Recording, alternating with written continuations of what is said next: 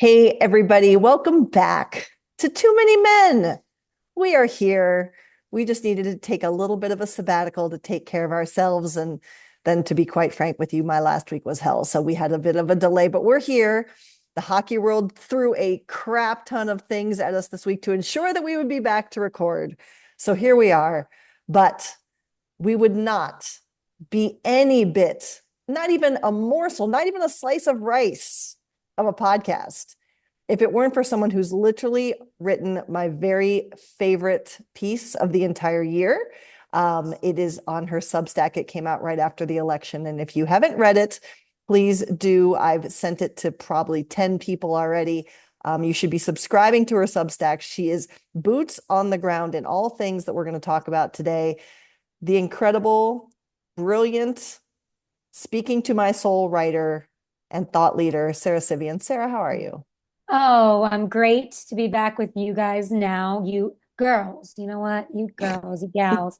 I'm good. Thank you for the kind words about the Substack. It's cool to be able to write whatever I want and to have people directly support me writing what I want makes me write what they want. You know what I mean? So that's been kind of like a great mind fuck of a journey.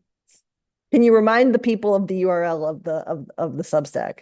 It's the civreport.substack.com and kind of I'll go on the smallest tangent that ever lived. Please do. Um, I just want to reiterate with everything going on in the world that we belong in hockey and we are not going anywhere. We don't care who says what. There is going to be loud support for the LGBTQ plus community, for minorities. We are here and we are watching hockey with you. And you can always come to us and listen to us, and we will listen to you. And we are keeping our community here. We aren't going away. Here to that. And of course, we would not be Too Many Men if we weren't just giving the people of all communities things to read and to watch, but also things to wear. Because the best dog mom in the world, the best hockey writer in the world, and our great, wonderful, snarky friend in the group chat, Shayna Golden. Shayna, say hi. Hi. Shayna, tell the people we're doing all kinds of promotion today. Where can the people find your wares outside of your incredible writing? You can find them on Etsy. And the exact link, it escapes me. I'm going to be honest because it's been like, no, they switched the link. So there's one, if I tweet a link, click that because it's like I get the money back on the listing for it because it means someone directly found it through me instead of Etsy. So that's why I'm like constantly tweeting links. But we are going to have holiday wares dropping. What? Okay. There are vests. Breaking news. Yeah. We got Leafs vests, Canucks, Blue Jackets, all in progress. We have a lot of sweatshirts. We're doing zip up crew necks. We're doing patchworks. Like I'm back. I'm like ready to go for holiday season. Are you being the change you wish to see in the world with like dreidel paraphernalia? God, seriously, I keep going to stores and I'm like, maybe they'll have something. And it's like the one rack, and Rich is like, you got your slice of rice. And if I'm not happy with that. I'm throwing a fit in the middle of the store over that. But when there's nothing, like we went to TJ Maxx and they had nothing, and it was like Christmas explosion. I threaten every time. I'm like, if I don't find something, you're gonna have to carry me out of this store. I'm gonna flip a fucking table. And I walk around there like a total brat because I'm like, give me a menorah, give me my dreidel, please. I have bought everything every store has. I need more. Seriously, it does actually suck. Good for you, but we will be checking out your merch. Yeah, buy some cute Hanukkah presents. Mm-hmm. 8 nights of upcycled I beer. will be. Here we are. We've been so missed. So missed. Just wait till everyone starts walking in with their Christmas suits, and we're like every Christmas week, like, suits? yeah, the Christmas, like the Or suits, like, yeah. The no, players. the players. Just wait for that, and every day, me and Sarah are gonna be here, like, Zach Hyman, where's that dreidel suit at? Like, please, I'm sure you can get one at Kohl's or something. Okay, they have Christmas light ones. They have Not to have TJ something. Maxx. Not TJ Maxx, our enemy of the people. TJ Maxx today. We're firmly off the rails and proudly so. Let's get going here, my friends. Of course, and again, we plead with you, Benny Drawbars, save us. Just record a nice little drum riff or a nice little bit of your wonderful dulcet tones that you play at Climate Pledge Arena and give us an insert for the intro to Bitter news. That's what I got today. All right. Well, This is why you have to watch the YouTube, because Sara did clap. She's making noise. All right. Well, we have news from all over the hockey world, and let's start with a big announcement that came out earlier this week, and that is that the PWHL is going on a 9-neutral site tour, taking their teams all over North America, both Canada and the US, including a delightful stop in Seattle, Washington. Cannot wait to showcase the game and take it to cities where there is not yet, emphasis on yet, a team. I've already said that I'm so jacked that they're going to be in Seattle. We're hoping to get one, maybe two, maybe who's to say players on our pregame show for an interview. Please come talk to us. We love you. But I think this is exciting. We've talked about the expansion of the league. The league has talked about adding a couple teams here in the next couple years. This is a great way to gauge temperature for that, but also to continue to bring the game closer to areas that does not have it. Sara, when you heard the news of this tour, how excited were you since you already have a team right in your backyard?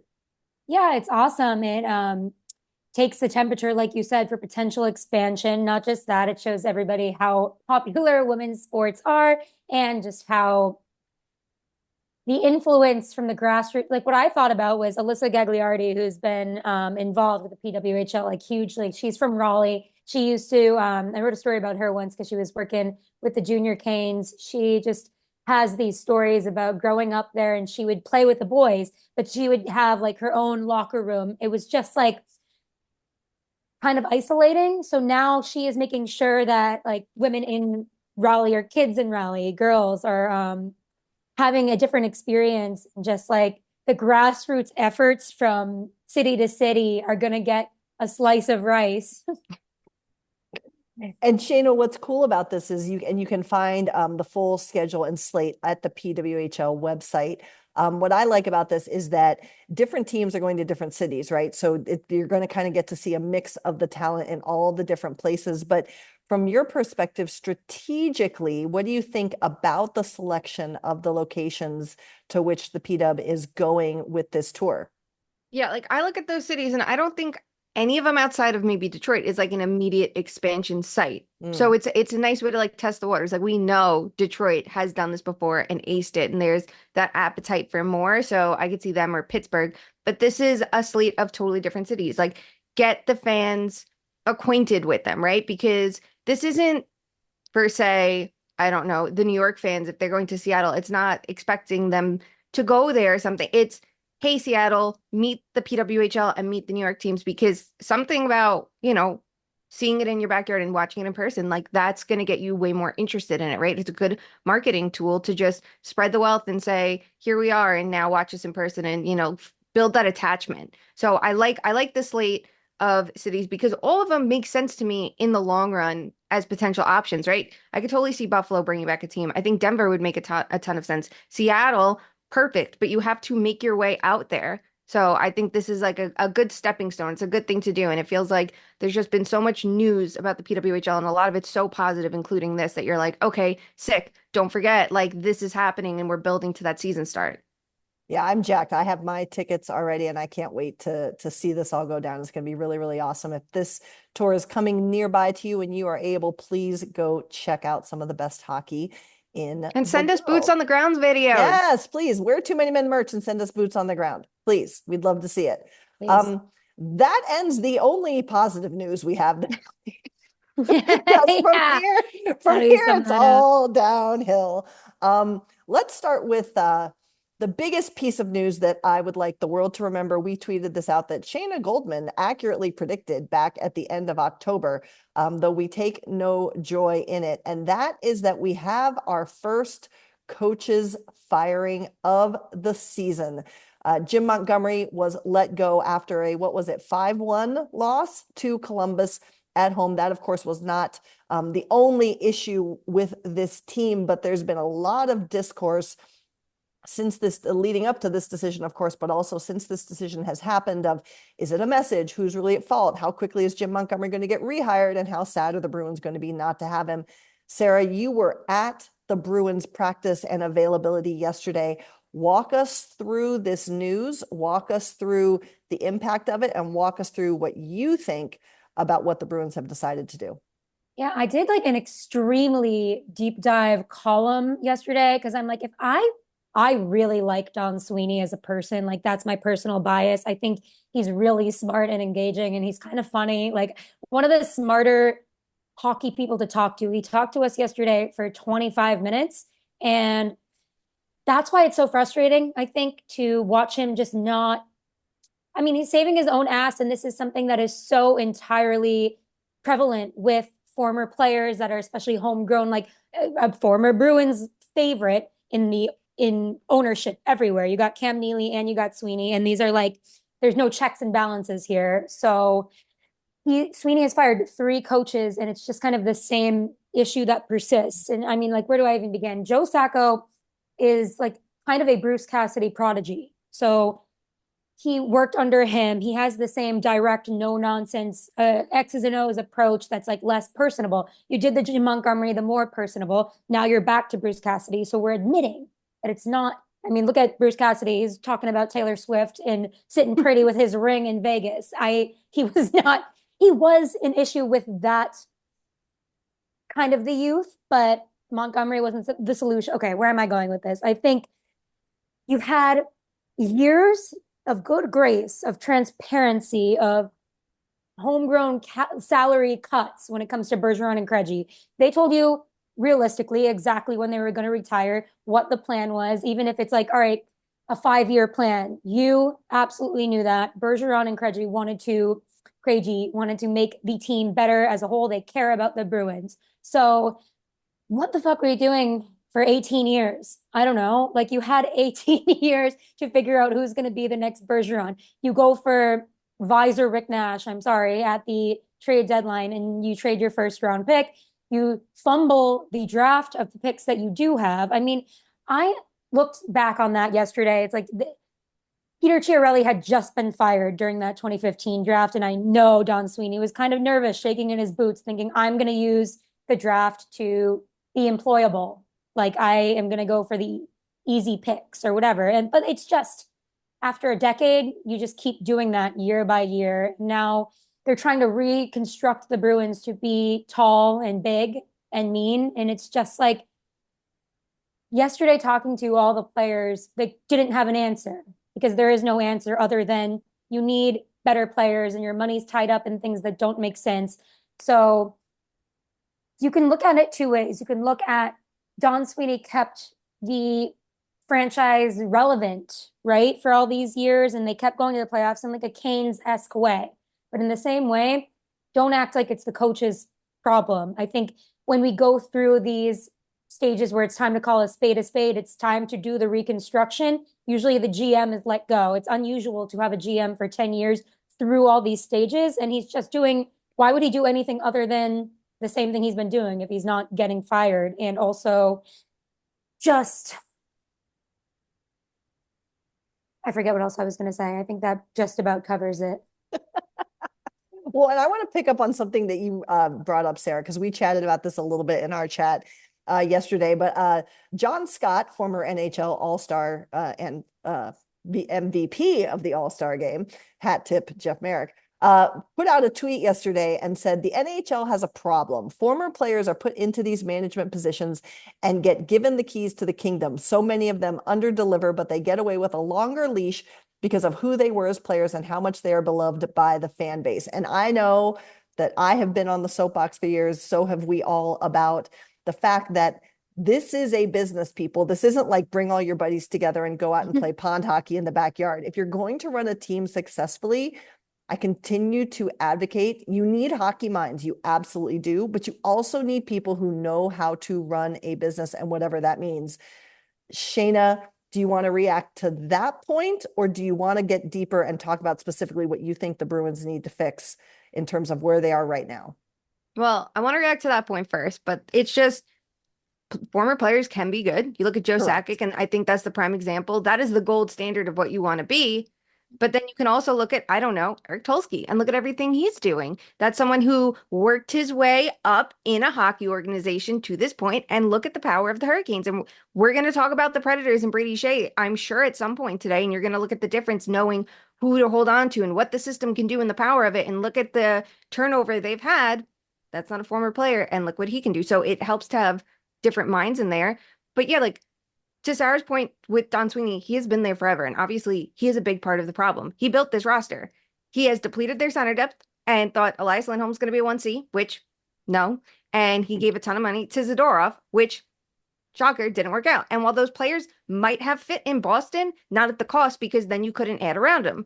He built a struggling roster. He has done this numerous times where he doesn't draft and develop players. He just makes big trades. And that works for a time, but then it doesn't. But I also think it can be true that Jim Montgomery like wore out his welcome there. And I think we know it, like NHL compared to any other league has the shortest shelf life. I think the average tenure in an NHL coach is 2.4 years right now. I have to update that after the Montgomery firing, but it's something I've been keeping track of compared to the other leagues. And the NHL pales in comparison to everybody else.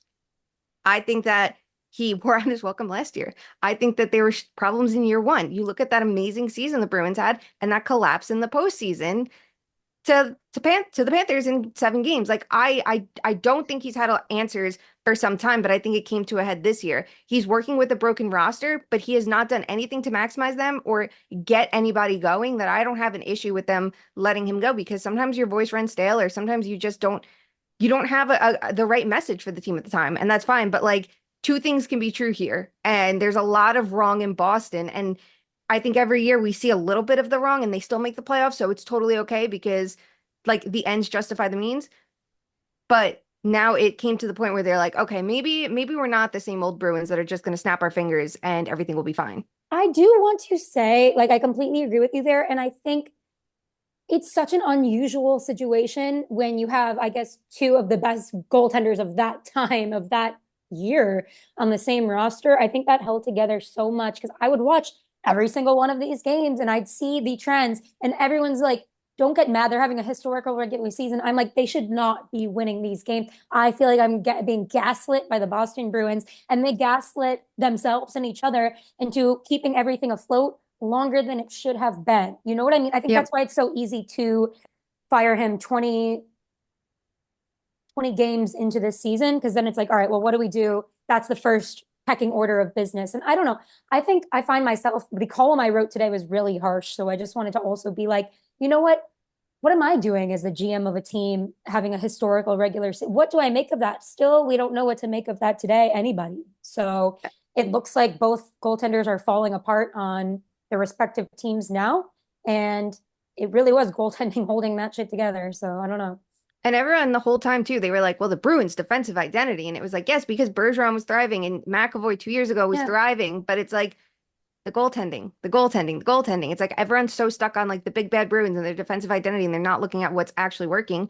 And then you look at the goaltending this year and you're like, well, why isn't it working? I don't know. Maybe your number one goalie, who you knew you needed because you traded away his goalie partner, there was no one else but Swayman, you didn't sign until you held out for no reason. Like, oh, wow, it's the consequences of my actions. He's not ready for season start because he didn't play in training camp. Sweeney was But talking about that a lot too, and he said Pasternak just had a bad camp, and that obviously Marchand was out for the first few weeks. But it's like, what? I've never heard that used as an excuse in my life. I mean, I guess when the contract situation happens, but I don't know. That's problematic and emblematic of a bigger problem throughout the entire system. If you're like, well, I noticed training camp was bad. That Sweeney said, I noticed training camp was bad. That was my first sign.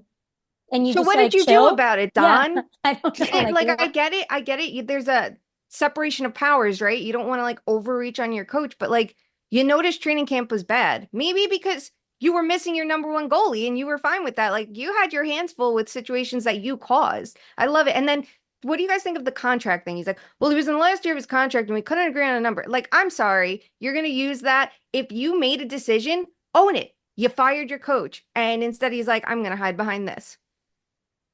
Yeah, it's coming across as spiteful too, right? Because this was the thing. Like he was mad at Swayman publicly about a contract, and now after the fact, we're saying, well, we couldn't agree on a contract with the coach, so we fired him. And that coach got on board with you, right? That was, I think Sean Shapiro wrote that story about how Montgomery's tendencies to go with the messaging from management and ownership and be the public face of it. And he has no problem like digging his heels in, and he did with Swayman to make him look bad.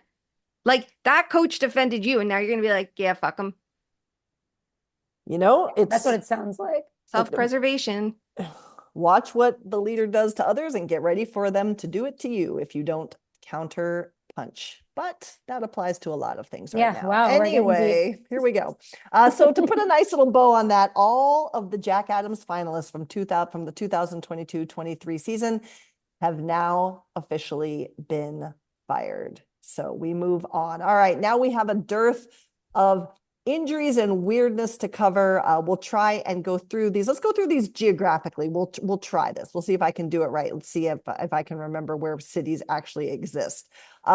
Let's start with perhaps the biggest one, and that is Alexander Ovechkin, who was on a tear this season, leading the league in goals. He has 2 more goals in Utah before having a knee-on-knee hit with Jack McBain, and he is now out week to week. I saw some tweets saying that this might not be a knee injury, that this might actually be a lower leg injury. I'm still not 100% clear, but obviously you wish for the player to be healthy, but it also puts perhaps a serious pause button on his chase to beat Wayne Gretzky for the all-time goal total.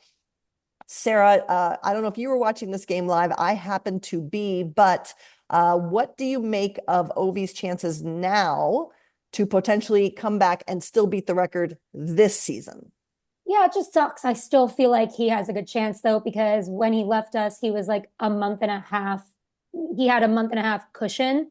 It might just the timeout and the fresh leg, like older players, I think need to be a little engaged more with skating, and he has had skating issues in his older age. So I do get concerned about that. I think it just sucks because I really loved watching him in the zone and it really felt like vintage Ovi. But that being said, if it really is week to week and it's like 2 or 3 weeks out, I think he's put himself in a really good position to still be able to do it given like his career history.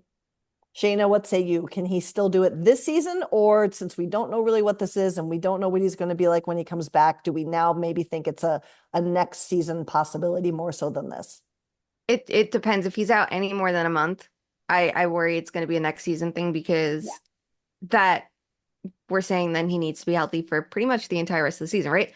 When he got hurt at the time of the injury, I think he was on pace for 68 goals. That's the cushion he built himself across an 82 game season. We knew he wasn't going to play 82 games because he's probably going to take off around the All-Star break because he's not going to go to that. Although you never know, maybe he would change his tune this year because it's such a fun year. Who's to say?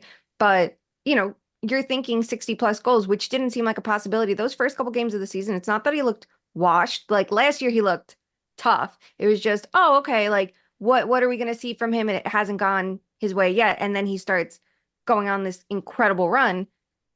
But if he misses any more time than that, you have to worry about the rust factor for him, I think.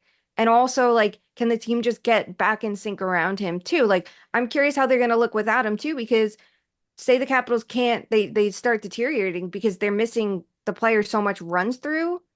Like, are they going to be able to just snap their fingers and get back into formation because he's back? Like, I don't know when you think of where they left off last year. Like, it sucks because it was maybe the most fun storyline that we had going this year, just defying the odds. And now we can't have good things.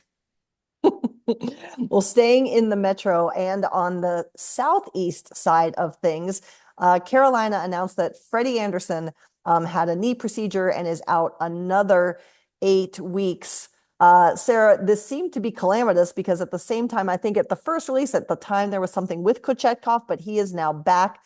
And Carolina has managed to win 4 of their last 5 games still. But you have repeatedly for years pointed to the goaltending for the Hurricanes as being a question mark. And now it remains so because here we are when Freddie's healthy, he seems to play well, but he's not healthy. What does this do to the Carolina Hurricanes long term? I mean, I hate this for Freddie, and he's been through so much. But at the same time, if he's forced out and the Hurricanes have no choice but to kind of move on from him, it might be the best course going forward, just because it's so fickle and because the situation has just been so precarious for years. I think Freddie has a regular season overusage problem from the beginning of his career that has extended. I know like the kind of injuries, a little bit off the record of what he's like, the nagging things that he's had to deal with, which are different than his other like serious issue that he had last year. But it's just tough. The wear and tear is something that kind of can be managed. Of course, like he's getting surgery for it, which is actually good, and he might come back better. But at the same time, it's like he plays too much in the regular season for kind of how big he is, and he's been forced to stop. And I think he's played better when he has been forced to stop doing that. So, I mean, I hate, it's like a Demko situation too. It's like these bigger goalies really have a lot of their body weight to move around, and they're like a lot of stress on their knees, and it just is tough to watch. And I wish there was just more expertise about goaltending that was allowed to make more decisions for teams, because I really think like we're in for a rude awakening. And you look at like tandem teams, even the Maple Leafs right now, it's like, in the Bruins a few years ago, like that seems to be the way, unless you got a young Shesterkin. The most important position, many will argue, is also the least understood. And here we are spending plus $10 million on guys that we don't take good enough care of, arguably. All right, let's move up the coast, Shayna, to your backyard, and that's Filip Chytil is out after a collision. It was with K'Andre, right? Didn't he run into K'Andre? Who did he run into? Yeah, K'Andre Miller. And he is now out again. It's classified as an upper body injury, but not a concussion. Your thoughts on the impact to the team? Now, they did still get some wins without him here. They've been on the road. They got a shutout in Seattle. Is it really not a concussion? And also, what does this do for the Rangers? No, I don't think it's a concussion. I don't think they would say it, especially with him, because they've taken everything so carefully with Chytil the last year. Like you look at last season, he was ready to play in the playoffs, and they were so careful with his usage because they just like don't want to tempt fate. And now they need him more than they did then. They had Wenberg as the 3C, then totally different player, but they had a reliable 3C. And you look at the start of this season, especially with Zibanejad's struggles, and I know he's getting back on track now, but that line, the Chytil Cooley Kakko line, like that was one of their best performing lines. It's definitely a positive that, you know, Kakko and Cooley are performing well without him these last couple of games. Do I think that continues going forward? Like, I don't know, because I think Chytil is the spark for that line. He's better in transition. He's good at generating a lot of everything. But if they can take their time with him, that's going to be most important here. And it seems like they're going to, because they're even saying like he's going to join the team on the trip, but he might not play. Like, let him be there, be present for things so he's not completely in the dark, but don't rush him back into action. The longer, time that they can give him, the better, just because he has a history of concussions that is pretty awful so far. Well, there's one more injury in the East that I know both of you are going to have an opinion on. It could be part of our segment, but I'm over our segment right now, so let's just throw it here. And that is that news has broken that Austin Matthews, who is notoriously private about his health and the state of anything that keeps him from being on the ice, especially at 100%, and that is Austin Matthews, has apparently gone to Munich, great city, one of my all-time favorite cities, has gone to Munich for treatment, but could be back next week. We don't know what's going on. We don't know what it's for. Maybe he just wanted to go over and have some Kaiserschmarrn and some strudel. Who is to say? But Austin Matthews is in Germany. Sara, how does this affect the Leafs? I mean, they keep winning. He's having a little, I don't know, that's so random. Why put that? I don't know. Like, it's the things they choose to be quiet about are weird. Like, why say that he's in Germany and not say what exactly is going on? I mean, I guess he's seeing the best of the best for whatever he does have going on. I actually just don't even know what to make about that. I guess am operating under the belief that the Leafs are playing amazing right now, so you don't need to rush him back. So you might as well go see the best specialist. I guess they're in Munich. Shayna, what do you think about the Matthews-less Leafs, who also happen to be down now like every single center they ever had, but to Sarah's point, do still find ways to win games? What do you make of Austin Matthews coming back, and when does he need to come back to keep this team atop the Atlantic? Yeah, they're great without Matthews. I guess just get rid of him. Obviously. You know what? Do I want to know what's going on? Yes, because it's an intriguing situation that you feel you have to go to Munich mid-season to deal with an injury, a specialist he's worked with before for a secret injury. Like, I'm very curious at what it is because I think there's something to learn from it, right? About maximizing your health even in season. Like, there could be a lesson here that is good for other teams instead of rushing through it, dealing with it, and then if it deteriorates your health in the long term, they don't give a fuck because you're just an NHL player. You're interchangeable. Like, give us something, give us anything. But you know what? The content, it's too good. Everything about this Leafs team, I was so bored at first, so bored at how they were playing. But now John Tavares doesn't have a C, and the amulet is giving him life.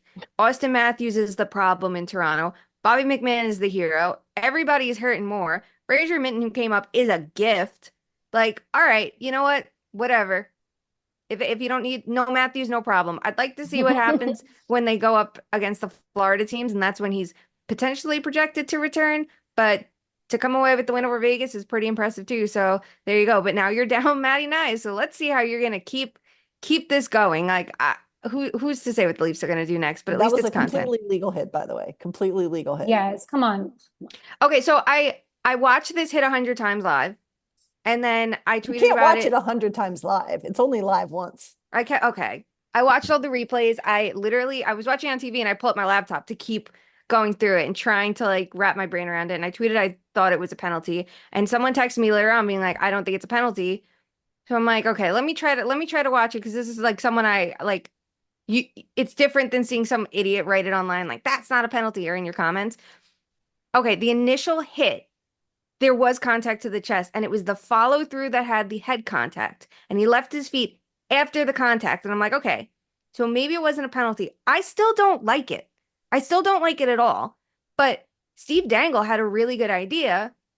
If you're not going to make officials available to the media after, which we've all been begging for, put out a video explaining why it's not a penalty. So an idiot like me isn't sitting there dissecting every inch of it to figure it out myself. And yes, do I eventually come to the conclusion? Explain it so the players can learn and so the fans can learn. But you don't want that because then if you're inconsistent, it's going to look worse. But Shayna, they put so much time and energy into the production of their videos. Have you seen the amazing production of those NHL player safety explanations? I mean, they're everything and more.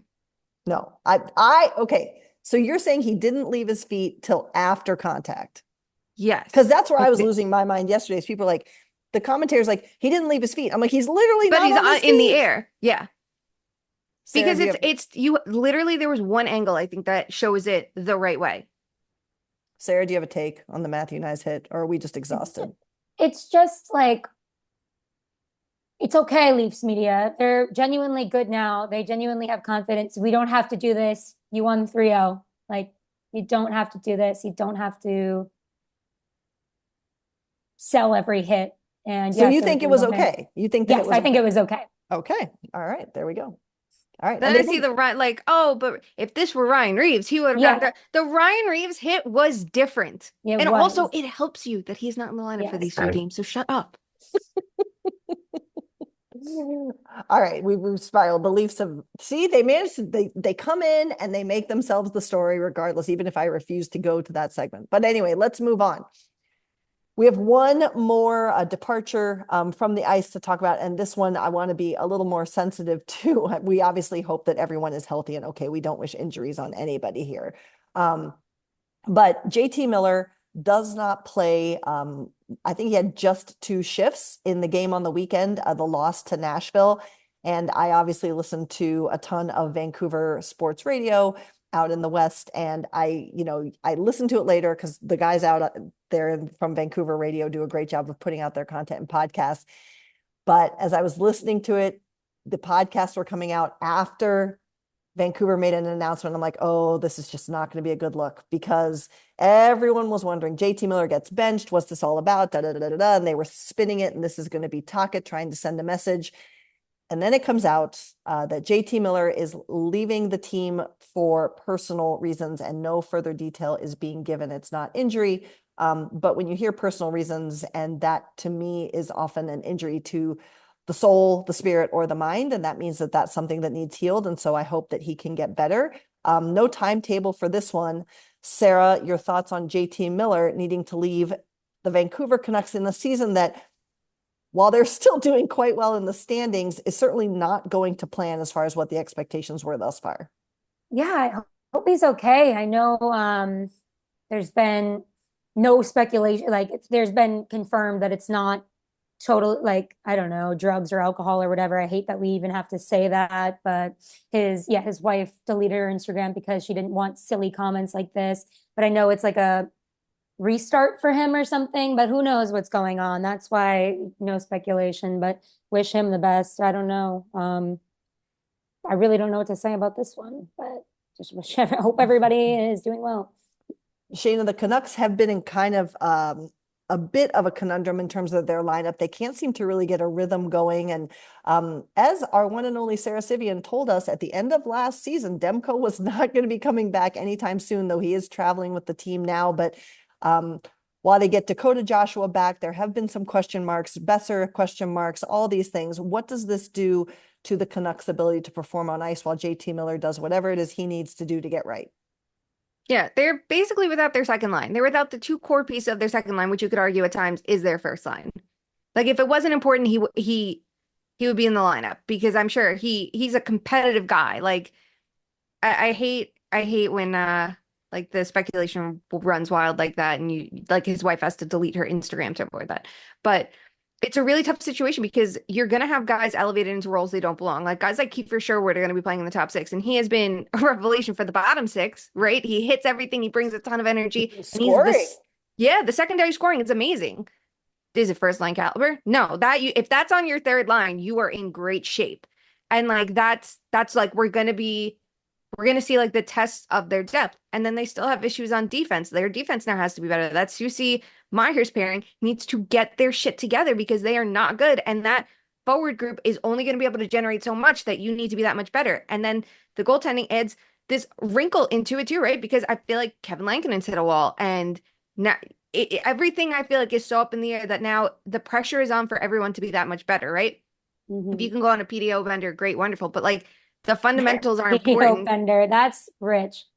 Yeah, like let's see what they can do, and this is gonna be a good test of the coaching too, right? Because we saw them make those adjustments at the end of last year, and they got a lot better defensively, and everything was starting to come together. Now, what are you gonna do when this lineup is as hurt and thin as it is? Like it's huge, and it's gonna put a lot of pressure on that top line with Pettersson and DeBrusk to be the drivers of this team, but it's gonna be a test of everybody else. And if you can get through this, when you get healthy, you should be golden, right? Like this should set everyone else up for success, but they have a lot of work to do. They absolutely do. So we will see what happens to the Canucks. And by the way, Kiefer Sherwood, product of Columbus, Ohio. Yay, him. Yes. Go team. All right. One last bit of news. I'll just give a shout out to the Seattle Kraken coaching staff who, in part, that being Dan Bilesma and Jess Campbell, have now in two separate leagues in two consecutive seasons pointed out when a team filed an ineligible lineup and got a power play out of it. Good for them. That was kind of fun to watch last night. They did it in Game 3 versus the Hershey Bears in the Calder Cup final last year. And on that power play, they did get a goal. So here we are. Let's move on to actual hockey talk. Lots of news, none of it good.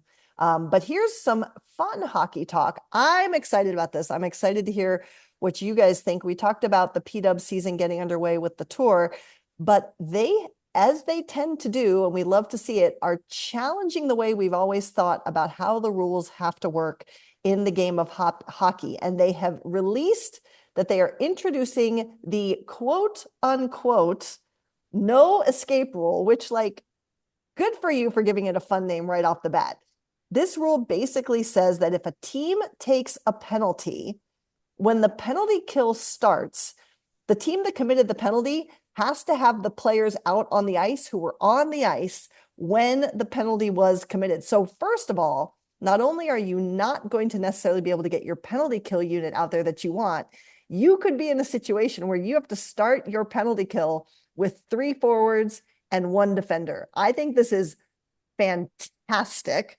I'm so excited to see how it changes the game and how the strategies evolve because of this.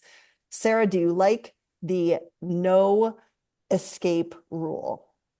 Yeah, I had a conversation with Stan Kasten last year kind of about all of the different rules that they're doing. I know there's special teams rules that they've been trying to implement to make things interesting. And he's just like, you know what? We have an opportunity here to do kind of something fresh, and that's an opportunity we're going to take. And you just see these leagues sometimes not fail, but not capitalize on an you see that in the NHL. It's like you can't the NHL is the NHL, but you just do things because that's the way it's always been. So I think having the opportunity to do something different and actually doing it, knowing, you know what, if this sucks, we can go back to the original rule or whatever is good. I think that's going to be interesting for sure. And I guess what deters you from doing an infraction, right? Like what do you think the consequences of this is going to be?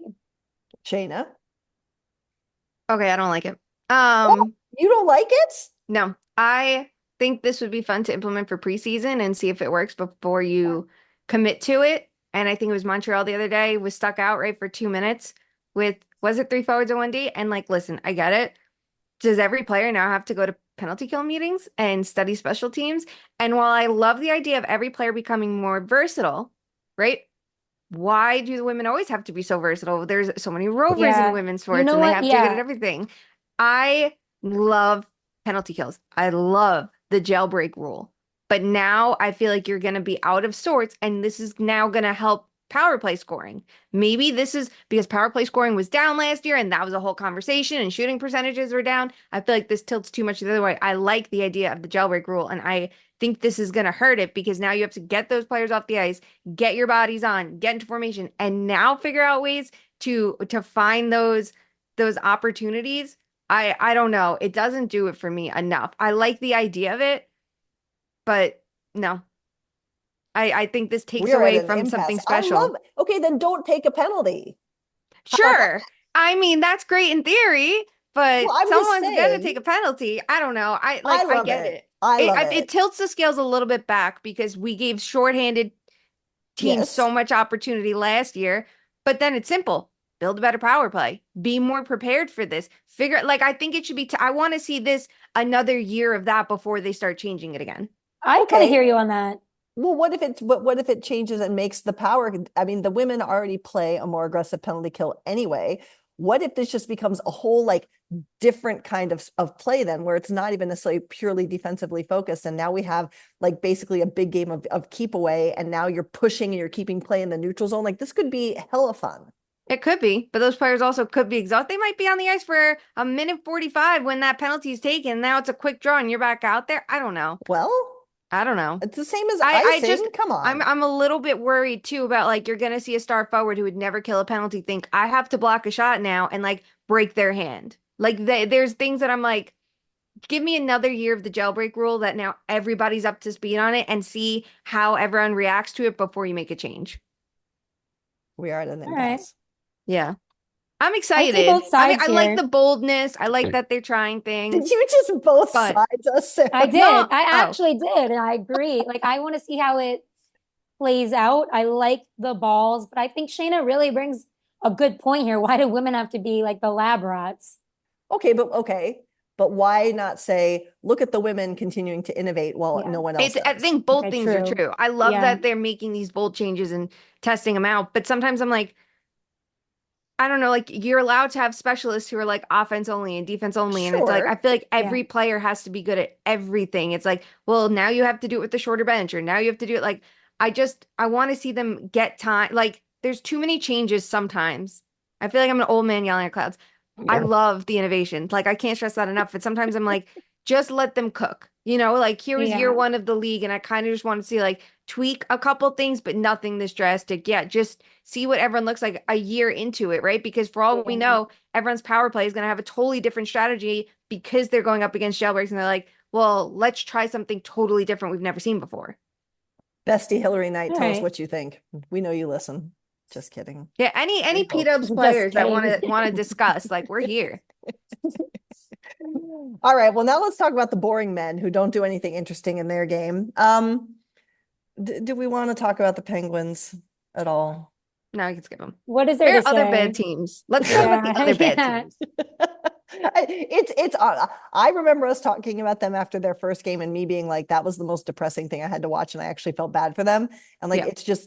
it's hard to watch right It now. is. Hard to watch. Yes. Shayna, when are you writing on that? I already did. Oh, I missed it? Sorry. I did. Do you know what? I love that it's like, oh, you lose to the Blue Jackets or the Sharks.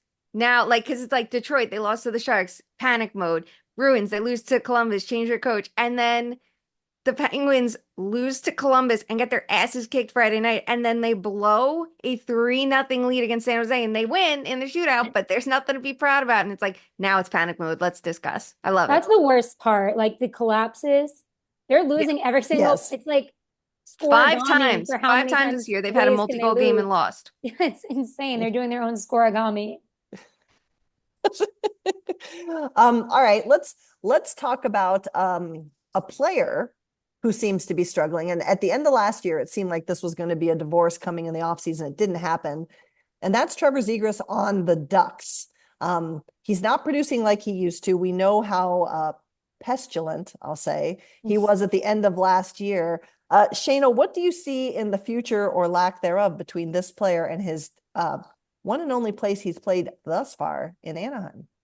Yeah, like I know when we heard about, oh, trade rumors, like, listen, I fed into it. I wrote about it too. Like, where would he make sense? Because that's what we're supposed to do. But did I think at the time it would have been a good idea for the Ducks to trade him? No, I'm like, this is a player you want to be a part of the solution, right? Like, is he your game-breaking center? No. And that's okay, right? I feel like sometimes we have such high expectations. Like everyone needs to become that. Like Leo Carlson, I think will be that. I want to see McTavish become that. But if he's the 1A to them and they're great complementary star, you're in good shape. I think the same with Troy Terry too, right? Like you don't want Troy Terry to be your best player, but if he's your second or third best player, you're in good shape. But it's just not working. And I feel like he's someone you're looking at, you're going, he needs a change of scenery. He needs a new opportunity. And I'm surprised to be here because a year ago we were hyping up the Ducks coaching, right? Like Greg Cronin was saying all the right things and he did such a good job with Colorado that you're like, I think he's going to kill it with Anaheim. I think he gets them and he's going to add the necessary defense while letting them do their thing offensively. And he gets that.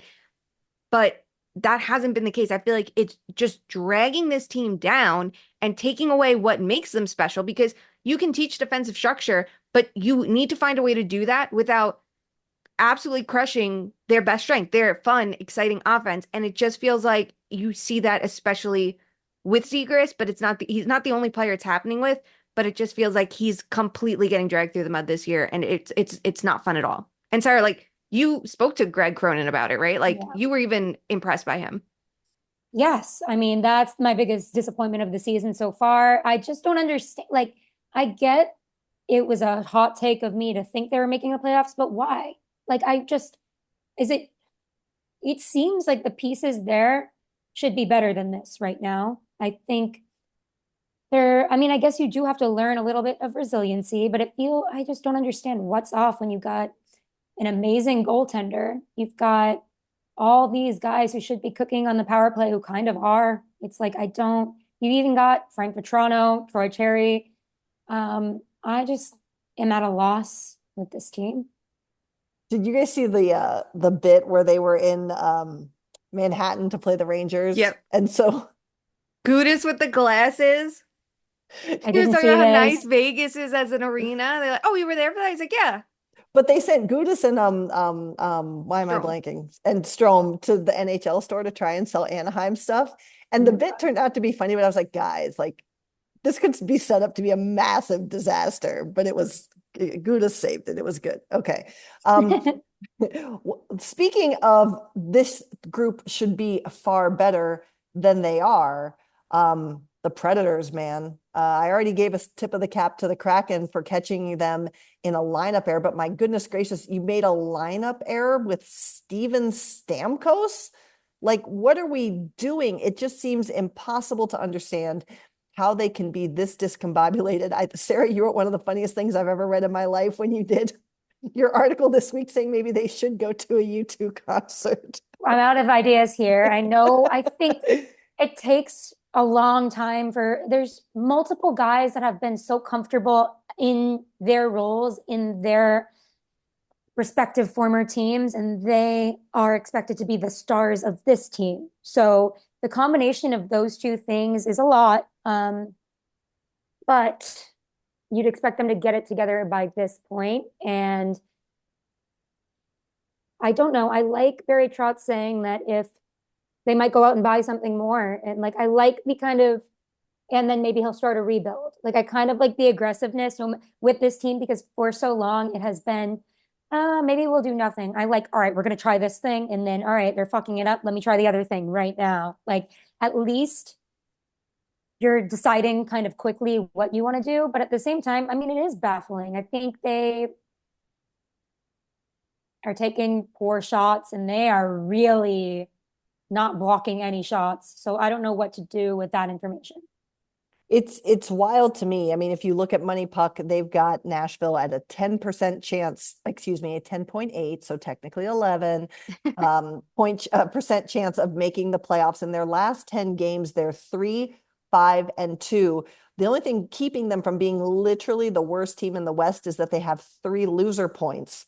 UC Saros has been incredible. He was incredible again last night, but Shayna, we're a quarter of the way into this season at this point. If you're Nashville, is it time to say that this season is over for them? And they're just, as much as Sarah points out that, that Trotz wants to go out and be aggressive, like, can you rebound from this? You're not necessarily Edmonton, with all due respect. Yeah. And it's like, I know you had that amazing run last year, but you're like, can you rely on that 2 years straight? Like, that's a good question. Like, I think that there's going to be a wild card seat up for grabs, right? And there's going to be a nice race for it. And maybe they can make it interesting. But I'm legitimately worried because we gave him leeway because there was so many new players in and players out, right? So it's like, okay, that takes a minute. You got to let him cook. I guess we underestimated the impact Ryan McDonough made on that blue line and that Brady Shea can't fill those shoes. And now you have to look at it and go, how much was he a product of the Hurricane system? Because when he went to Carolina, he was on a low after his time in New York. And yes, his value really rebounded with Brett Pesce, but like, you can't say he's not getting prime opportunities to be good. He's playing with Roman Josi. Like, you don't have to do much. You just have to be like a stable guy on his side and let him do his thing. And that's not working. That you look at that contract and go, oh, that's a mistake. The other part of it is a couple of years ago, we talked a lot about Andrew Brunette. And he got hyped up a lot for the job he did in Nashville, right? Like, I was with it. I was like, you know what? Maybe I was wrong about him when he left the Panthers, and maybe he needed that time in New Jersey to figure out how to adjust and be a better coach. And it feels like he figures it out. But I also look at him and I go, you got a lot of good pieces there and you can't make this work. Can you adjust on the fly? Because when he was in Florida, he's handled a well-oiled ship and he had no answers when things went south. Obviously, they figured it out once last year, but it's like, if you don't have the answers this time, I'm a little bit worried about that as well. I feel like it's a little bit of everything. And I get Trotz making the big statements. I love that. But you can't rebuild now with those contracts that you just signed. So you need to figure out something else, whether it's buying your way out of the situation, which maybe will work, or something else but rebuilding is not an option right now. Well, I think that's the perfect segue to the way that we end every episode. And that is with our very favorite game, unless you're Steven.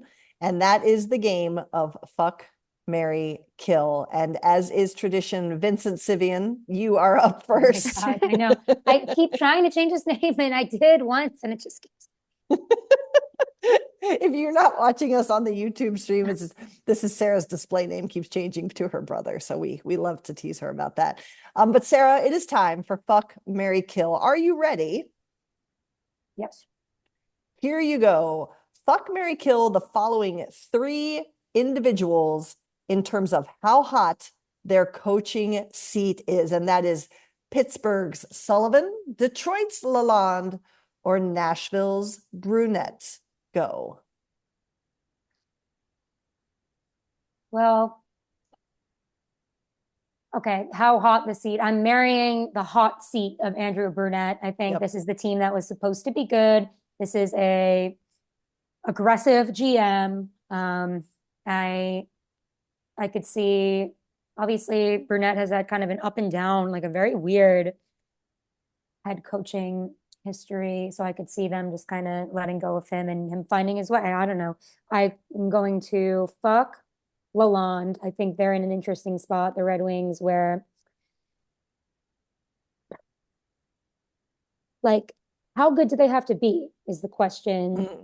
Stevie Yzerman can wake up one day and say, all right, I want to take the next step. We're going to find the coach that's going to be the coach. I don't think he was ever really intended to be the coach to drag them into the next step. And I am going to kill Sullivan. I mean, if it hasn't happened at this point, I just wonder if it's going to happen, if it should happen. I think it's very clearly, you got a Jari problem. We've got 3 of your main guys have been on the team for 45 years problem. Like, it's not really Sullivan's fault. It's not going to be a solution to fire him. Shayna, your turn. Okay, I am going to also kill Sullivan. First, there's the contract situation to keep in mind that he was extended recently. And second, if you're firing him, it's not on him right now, right? I think Mike Sullivan's a very good coach. He was the perfect coach for them at the time that he was promoted. And I think it's fine to say maybe he's not the coach for this team anymore, but that can't be your only move. You need to look at that and say, well, we're getting rid of him because we're taking a step back and retooling quickly and taking an aggressive approach. So we're going to look for a new voice to turn this around and have a better shot of contending in the Sidney Crosby years. It can't just be that. So I have to kill it. I am going to fuck Nashville because I definitely have my concerns about Brunette. I don't want to be right here. I don't want it that I'm looking at it going, oh, he just can't adjust and he's the problem with it, because it's just like, it's messy. I want to see him turn it around. I want this to be that interesting storyline like it was last year. But I'm going to marry Detroit and Lalonde here. Okay. Yes, the roster is bad. 100%. They sold Jake Wallman for nothing. They think Sherratt's a top 4 defenseman. That blue line is abysmal. I think we waited all summer for a big move to happen, and it didn't. If they followed up last offseason when they got Alex DeBrincat and made those big changes with another move like that, here's a guy in his prime, we're going to bring him in, I would be like, okay, I'm on board. Let's see what the Yzer plan has. And I don't like where the direction it's going, but it blows my mind that a coach like him, that their penalty kill is as awful as it is. He ran a great penalty kill in Tampa Bay. And I know the personnel was a lot different. And I know it's different for him as a head coach versus, an assistant or an associate, right? Because we don't know if this is now his ideas that he has someone else executing. Was the penalty kill construction in Tampa a more of a Cooper thing that he just had to, like, I don't know the answer to that because they've interchanged their coaches in Tampa Bay and we saw similar results. But defensively and on the penalty kill, a team run by him, I think, should be a lot better structured than they are. And it blows my mind that he doesn't have answers to make those tactical adjustments, because we've seen teams with bad personnel have good shorthanded play or be better than they're better than the sum of their parts. And it's not happening. That he has been just a huge disappointment to me. There you go. Yeah. I am actually going to, I'm going to agree with Sara, not necessarily because I think that Brunette should be the big determinant for me is the Mary one, right? Because I think that Brunette shouldn't be fired. Maybe Lalonde is the right one to be fired, but Brunette is the one where, for like the shock value and the stakes being so high and all that, is the one that will probably be moved before Lalonde. And I think that the reason I'm going to kill Sullivan is that I wouldn't be surprised if this is Bestie Kyle trying to play a little bit of chess, and that he's not going to put Sullivan on the market when he knows that that there's going to be some coaches openings, and he doesn't want to let maybe a certain team or other teams that he anticipates to fire a coach get Sullivan, because he knows he's a good coach even though the team is bad. So that's my take. All right, my friends, we did it. We made it back. We made it through the episode. Thanks for y'all having some patience with us as we got things going up here again. As always, even if we're not recording, you can find us and all 3 of our latest content by following us and engaging with us on social. We are at 2_much_man on Instagram and Twitter, and we are at 2_much_man on the Blue Sky. You can find Shayna and I on Blue Sky. Sara is not there yet, and please stop asking us to make her get on it. She can do what she wants when she wants. Exactly. But we love you all. Connect with us there if you want to. If you want to represent us in other ways, you can find our merch at toomanymenmerch.com. The weather is getting cold. Snow is happening. Bomb cyclones are hitting the West Coast. So if you need an extra layer, now is the time. And remember that we don't take that money for ourselves. We turn that money around. And more than ever, we are intentional about using those funds to do what we ask you all to do every day. And that is to please try and do something, no matter how big or small, to make sure that hockey truly is for literally everyone. We will talk to you soon. Love you. Bye.